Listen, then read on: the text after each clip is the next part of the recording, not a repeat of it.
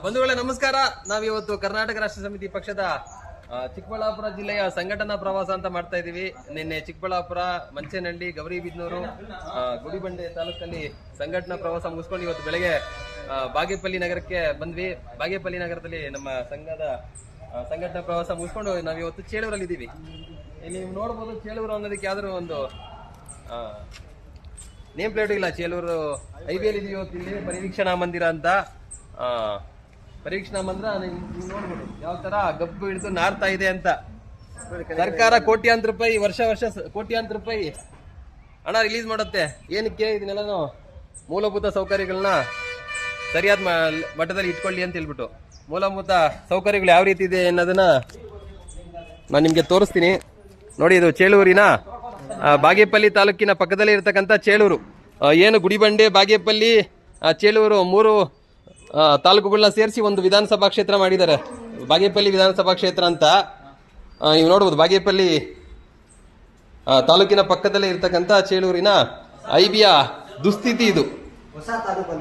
ಹೊಸ ತಾಲೂಕಾಗಿ ಘೋಷಣೆ ಮಾಡಿದ್ದಾರೆ ಕರ್ನಾಟಕ ಸರ್ಕಾರದವರು. ಯಾವ ರೀತಿ ಇಲ್ಲಿ ಇಟ್ಕೊಂಡಿದ್ದಾರೆ ಅಂತ ಹೇಳಿದ್ರೆ, ಗಬ್ಬೆದ್ದು ನಾರ್ತಾ ಇದೆ. ತೆರಿಬೇಡ ಅಂತ ಹೇಳಕ್ಕಾಗೋದಿಲ್ಲ. ನೋಡಿ, ಸರ್ಕಾರಿ ಅಧಿಕಾರಿಗಳು ಹೊಸದಾಗಿ ಇಲ್ಲಿ ಟ್ರಾನ್ಸ್ಫರ್ ಆದಾಗ IBL ಉಳ್ಕೊಳೋದಕ್ಕೆ ಅಂತ ಒಂದು IB ಅಂತ ಇರುತ್ತೆ. ಇಲ್ಲಿ ಕೆಲಸ ಮಾಡ್ತಕ್ಕಂಥ ಮೇಟಿ ಅವ್ರು ಹೇಳ್ತಾರೆ, ಸುಮಾರು 1 ವರ್ಷ ಆಗಿದೆ ನಮ್ಗೆ ಸಂಬಳ ಕೊಟ್ಟಿಲ್ಲ ಅಂತ ಹೇಳಿದ್ರೆ ನಾವು ಯಾವ ತರ ಮೇಂಟೆನೆನ್ಸ್ ಮಾಡ್ಬೇಕು ಅಂತ ಹೇಳ್ಬಿಟ್ಟು ತಿಳಿಸ್ತಾರೆ. ಸರ್ಕಾರದ ಲೆಕ್ಕದಲ್ಲಿ ಮಾತ್ರ ಕೋಟ್ಯಾಂತರ ರೂಪಾಯಿ ಅಮೌಂಟ್ನ ಇಲ್ಲಿನ ಖರ್ಚು ವೆಚ್ಚಗಳಿಗೆ ನಾವು ಬಳಸ್ಕೊಂಡಿದೀವಿ.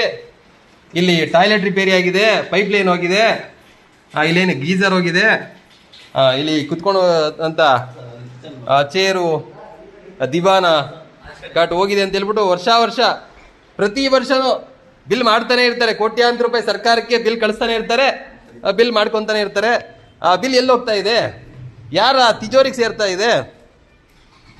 ಇಲ್ಲಿ ಇರ್ತಕ್ಕಂಥ ತಾಲೂಕಿನ ಆಡಳಿತ ಇದೇನು PWD ಬರುತ್ತೆ ನೋಡಿ, ಒಂಥರ ಗೋಡನ್ ಇದು. ಸರ್ಕಾರಿ ಪರಿವೀಕ್ಷಣಾ ಮಂದಿರ IB ಅಂತ ನಾವೇನ್ ಕರಿತೀವಿ, ಅದು ಚೇಳೂರಿನಲ್ಲಿ ಒಂಥರ ಗೋಡನ್ ಆಗೋಗಿದೆ. ಉಳ್ಕೊಳ್ಳೋಂತ ಪರಿಸ್ಥಿತಿಯಲ್ಲಿ ಇಲ್ಲಿ ನೋಡಿ, ಇದೆಲ್ಲ ಗೋಡನ್ ಇದು.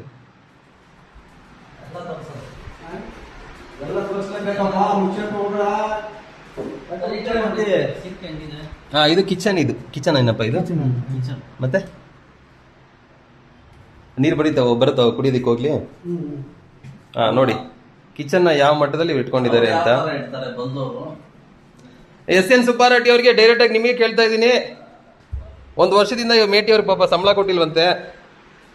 ನಿಮ್ಮ ಅಧೀನಕ್ಕೆ ಬರೋ ಅಂತ PWD ಇಲಾಖೆಯ ಇಂಜಿನಿಯರ್ ಅವರೇ, 1 ವರ್ಷದಿಂದ ನೀವು ಸಂಬಳ ಕೊಟ್ಟಿಲ್ಲ ಅಂತ ಹೇಳಿದ್ರೆ ಇಲ್ಲಿ ಕೆಲಸ ಮಾಡ್ತಕ್ಕಂಥ ಮೇಟಿ ಯಾವ ಮಟ್ಟದಲ್ಲಿ ಇಲ್ಲಿ IBನ ಮೇಂಟೈನ್ ಮಾಡಬೇಕಾಗುತ್ತೆ? ನೀವೇ ಹೇಳಿ.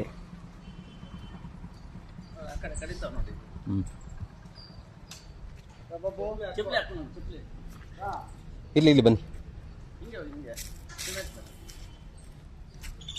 ಹಂದಿಗಳು ಸಹ ವಾಸ ಮಾಡೋದಕ್ಕೆ ಯೋಗ್ಯವಾಗಿ ಇಲ್ಲದಂತಹ ಪ್ರದೇಶದಲ್ಲಿ ಇವರು IBನ ಮಾಡಿದ್ದಾರೆ.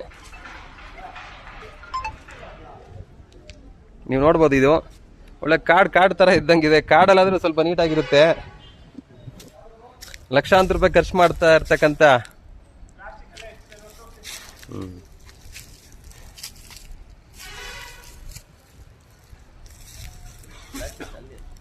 ಅದೇ ಇಲ್ಲಿ ಬಂದ್ ಮಾಡ್ತಾರೆ. ಅದೇ ನೀಟಾಗಿ ಇಟ್ಕೊಂಡ್ರೆ ಯಾಕೆ ಇಲ್ಲಿ ಬಂದ್ ಮಾಡ್ತಾರೆ? ಅಲ್ಲ, ಒಳಗಡೆ ಇರೋಂಥ ಶೌಚಾಲಯನೇ ನೀಟಾಗಿಲ್ಲ. ಇನ್ನು ಔಟ್ ಸೈಡ್ ಯಾವ ತರ ಇಟ್ಟಿರ್ತಾರೆ ಇವರು? ಚೇಳೂರಿನ ಪರಿವೀಕ್ಷಣಾ ಮಂದಿರ ಗಬ್ಬೆದ್ದು ನಾರ್ತಾ ಇದೆ. ಸಂಬಂಧಪಟ್ಟ ಇಲಾಖೆಯವರು ದಯವಿಟ್ಟು ಇನ್ಮೇಲಾದ್ರೂ ಕ್ರಮ ತಗೊಳ್ಳಿ. ಅವ್ರಿಗೇನೋ ಸಂಬಳ ಆಗಿಲ್ಲ ಅಂತೆ, ಸಂಬಳನಾದ್ರೂ ಕೊಡಿ ಅವ್ರಿಗೆ. ನಿಮ್ಮ ಕೈಯಲ್ಲಿ ಆಗಿಲ್ಲ ಅಂತ ಹೇಳಿದ್ರೆ ಬೇರೆ ಇಲಾಖೆಗಾದ್ರೂ ವಹಿಸಿ.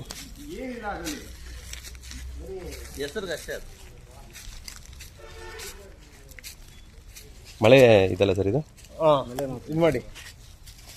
ಬಂಧುಗಳೇ ನಮಸ್ಕಾರ. ಇವತ್ತು ನಾವು ಚೇಳೂರಿನ ಪರಿವೀಕ್ಷಣಾ ಮಂದಿರ IB ಇನ್ಸ್ಪೆಕ್ಷನ್ ಬಂಗ್ಲೋದಲ್ಲಿದ್ದೀವಿ. ಇಲ್ಲಿ ಒಂದು ಲೋಕೋಪಯೋಗಿ ಇದು ಜಲಸಂಪನ್ಮೂಲ ಇಲಾಖೆಯಿಂದ ಒಂದು ಮಳೆ ಮಾಪನ ಕೇಂದ್ರವನ್ನು ಸ್ಥಾಪನೆ ಮಾಡಿದ್ದಾರೆ. ಇಲ್ಲಿ ನೋಡ್ಬೋದು, ಇಲ್ಲಿ ತೋರಿಸಿ ಇದು ಯಾವ ಸ್ಥಿತಿನಲ್ಲಿದೆ ಅಂತ ಅಂದ್ಬಿಟ್ಟು. ಇದರಲ್ಲಿ ಏನೂ ಇಲ್ಲ, ಮಳೆ ಹೆಂಗ್ ಮಾಪನ ಮಾಡ್ತಾರೋ ಏನೋ ಗೊತ್ತಿಲ್ಲ. ಆದ್ರೆ ಇತ್ತೀಚೆಗೆ ಒಂದಷ್ಟು ಪೇಂಟ್ ಮಾಡಿದ್ದಾರೆ. ಯಾವ ಕಾರಣಕ್ಕೆ ಪೇಂಟ್ ಮಾಡಿದಾರೋ ಏನೋ ಗೊತ್ತಿಲ್ಲ. ಇಲ್ಲಿ ಏನು ಕೆಲಸನೇ ಮಾಡೋದಿಲ್ಲ, ಅದಕ್ಕೆ ಪೇಂಟ್ ಮಾಡಿ ಬಿಲ್ ಮಾಡಿರೋಂಗಿದ್ದಾರೆ. ಇದು ನಮ್ಮ ರಾಜ್ಯದ ಆಡಳಿತದ ಸ್ಥಿತಿ. ಇಲ್ಲಿ ಎಲ್ಲ ಸುತ್ತಮುತ್ತ ಗಬ್ ನಾರ್ತಾ ಇದೆ. ಈಗ ಒಳಗಡೆ ಹೆಂಗೆ ಐಬಿನಲ್ಲಿ ಹೆಂಗಿದೆಯೋ ಹಂಗೆ ಇಲ್ಲಿ ಸುತ್ತಮುತ್ತ ಬರೀ ಪ್ಲಾಸ್ಟಿಕ್ ಮುಕ್ತ ಮಾಡ್ತೀವಿ, ಪ್ಲಾಸ್ಟಿಕ್ ಬಳಸಬಾರ್ದು, ಅದು ಇದು ಅಂತ ಅಂತಾರೆ. ಊರ್ ಕಸ ಎಲ್ಲ ಅರ್ಧ ಇಲ್ಲೇ ತುಂಬಿರಂಗಿದ್ದಾರೆ. ಇಲ್ಲಿ ಯಾರ್ಯಾರು ಬರ್ತಾರೋ ಏನ್ ಗತಿಯೋ ಗೊತ್ತಿಲ್ಲ. ರಾತ್ರಿ ಹೊತ್ತು ಏನ್ ಮಾಡ್ತಾರೋ ಇಲ್ಲೆಲ್ಲ ಬಂದು ಗಲೀಜು. ಇಷ್ಟೊಂದು ಪ್ಲಾಸ್ಟಿಕ್ ಎಲ್ಲ ಎಲ್ಲಿಂದ ಬರುತ್ತೆ, ಏನ್ ಬರುತ್ತೆ. ಅಲ್ಲಿ ನೋಡಿದ್ರೆ ಬೀರ್ ಬಾಟ್ಲುಗಳು, ವಿಸ್ಕಿ ಬಾಟ್ಲುಗಳು ಎಲ್ಲ ಚೆಲ್ಲಾಡ್ತಿದ್ದಾವೆ, ಉದ್ದಕ್ಕೂ ಹಂಗೆ ಬಿದ್ದಿದ್ದಾವೆ. ಇದು ಇಲ್ಲಿಯ ಐಬಿಯ ಪರಿಸ್ಥಿತಿ. ಸರ್ಕಾರದಲ್ಲಿ ಏನ್ ಮಾಡ್ತಾರೆ, ಏನಾಗುತ್ತೆ. ರಾತ್ರಿ ಹೊತ್ತು ಬಂದು ಮೋಜು ಮಸ್ತಿ ಮಾಡ್ಕೊಂಡು ಕುಡ್ಕೊಂಡು ತಿನ್ಕೊಂಡು ಹೋಗೋವಂಥವ್ರಿಗೆ ಇಲ್ಲಿ ತಾಣ ಆಗುತ್ತೆ. ಆದ್ರೆ ಅವತ್ತು ಬೆಳಗ್ಗೆ ಹೊತ್ತು ಬಂದ್ರೆ ಅಲ್ಲಿ ಗೇಟಿಗೆ ಬೀಗ ಹಾಕೊಂಡು ಒಳಗಡೆ ಆರಾಮಾಗಿ ಮಲ್ಕೊಂಡಿರ್ತಾರೆ. ಇದು ಇಲ್ಲಿಯ ಪರಿಸ್ಥಿತಿ. ಇದ್ರ ಬಗ್ಗೆ RTI ಹಾಕ್ಬಿಟ್ಟು ಎಷ್ಟು ಖರ್ಚು ಮಾಡಿದ್ದಾರೆ, ಏನ್ ಮಾಡಿದ್ದಾರೆ, ಇಡೀ ಐಬಿನಲ್ಲಿ ಏನೇನ್ ಮಾಡಿದ್ದಾರೆ ತಿಳ್ಕೊಳ್ಳಿ. ಅದು ಎಲ್ಲ ಸರಿ ಮಾಡ್ಬೇಕು. ಟಾಯ್ಲೆಟ್ ಎಲ್ಲ ಗಬ್ ನಾರ್ತಾ ಇದ್ದಾವೆ, ಗೋಡನ್ ಮಾಡ್ಕೊಂಡಿದ್ದಾರೆ. ಇವೆಲ್ಲ ಸರಿ ಮಾಡಿಸಿ ಕೇಳಿ ಎಲ್ಲ.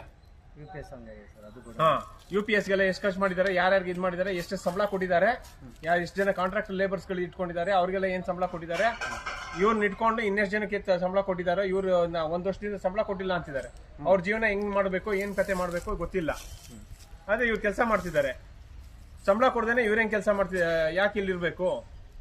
ಇವೆಲ್ಲ ಕೇಳಿ ಆ ಇಂಜಿನಿಯರ್ಗೆ ಸರಿಯಾಗಿ ಇದು ಮಾಡಿ ಕಂಪ್ಲೇಂಟ್ ಹಾಕಿ. ಇವೆಲ್ಲ ನಮ್ಮ ಸರ್ಕಾರ ಹೆಂಗ್ ನಡೀತಿದೆ ಅಂತ ತೋರಿಸುತ್ತೆ.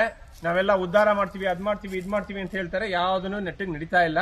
ಇದು ನಮ್ಮ ಸರ್ಕಾರದ ಆಡಳಿತದ ದ್ಯೋತಕ, ಎಷ್ಟು ಮಟ್ಟಿಗೆ ಆಡಳಿತ ಕುಸ್ತಿದೆ ಅಂತ ಅಂದ್ಬಿಟ್ಟು.